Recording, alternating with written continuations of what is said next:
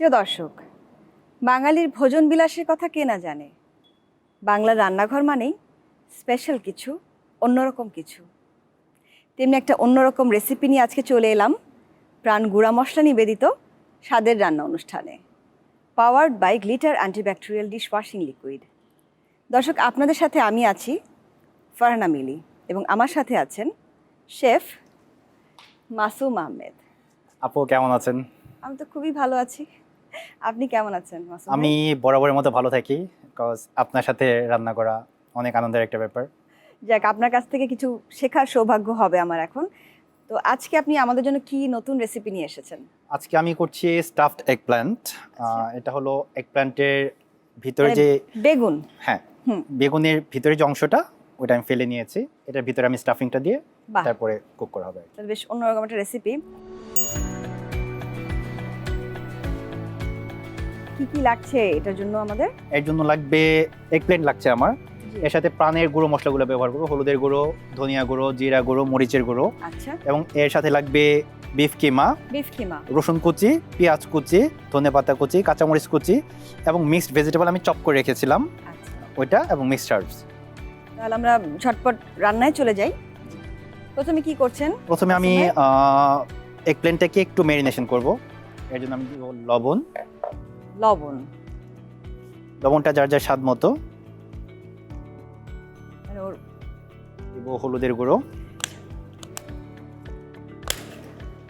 মোটামুটি যা মশলা আছে সেটা এই বেগুনে মাখানো হবে? সব দেব না, আমি শুধু হলুদের গুঁড়ো আর লবণটা দিয়ে লাগছে। আচ্ছা, ম্যারিনেশনটা করে নিচ্ছি।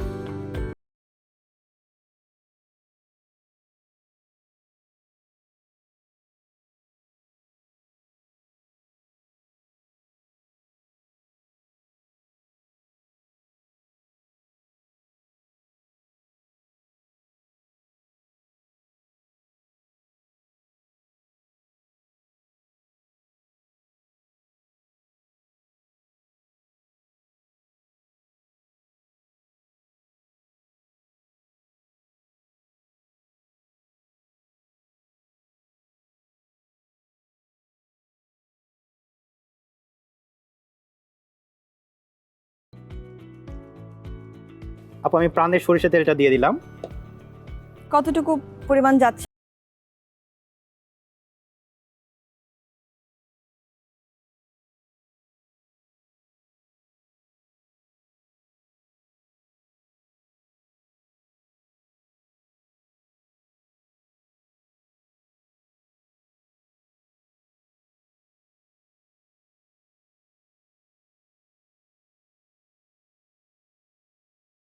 প্রাণের সরিষার তেল ব্যবহার করছি, চাইলে এখানে অলিভ অয়েল ব্যবহার করা যাবে। আচ্ছা, হিটে হতে থাকবে, ধীরে ধীরে কুক হবে। খুব বেশি হাই হিট দিলে পুড়ে যাবে।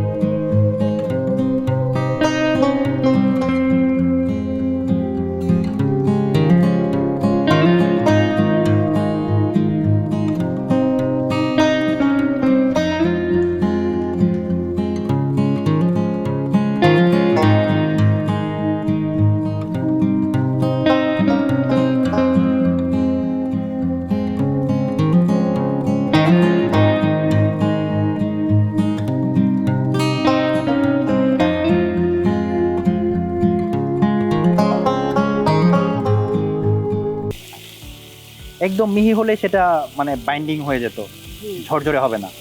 আমার এটার জন্য একটু ঝরঝরে ভাবটা দরকার। আমি এটার সাথে সবজিটা দিয়ে দিব। হ্যাঁ, সবজিটা দিয়ে দিচ্ছি। সবজির যে পানিটা ছাড়বে ওটা দিয়ে মিটটা কুক হয়ে যাবে।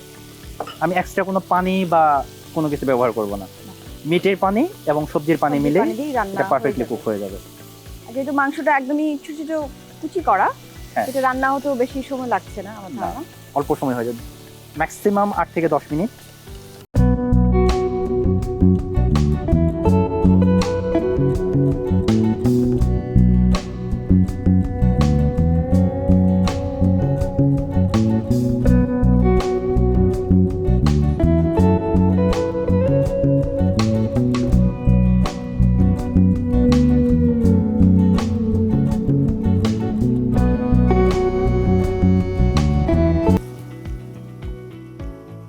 জিরা গুঁড়ো দিয়ে দিব আধা।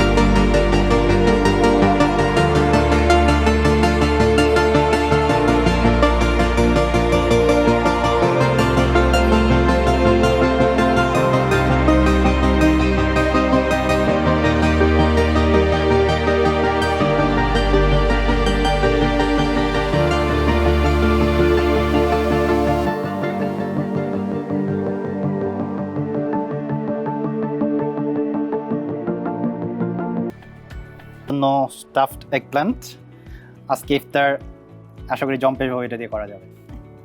অনেক ধন্যবাদ ভাইয়া। দর্শক, এই ছিল আমাদের আজকের রেসিপি। পুরো রমজান মাস জুড়ে ছিলাম আপনাদের সাথে। আশা করছি পুরো অনুষ্ঠানটা আপনারা ভীষণভাবে উপভোগ করেছেন। দর্শক, আগাম ঈদ মোবারক জানিয়ে শেষ করছি আমাদের অনুষ্ঠান। বিদায়, ভালো থাকবেন।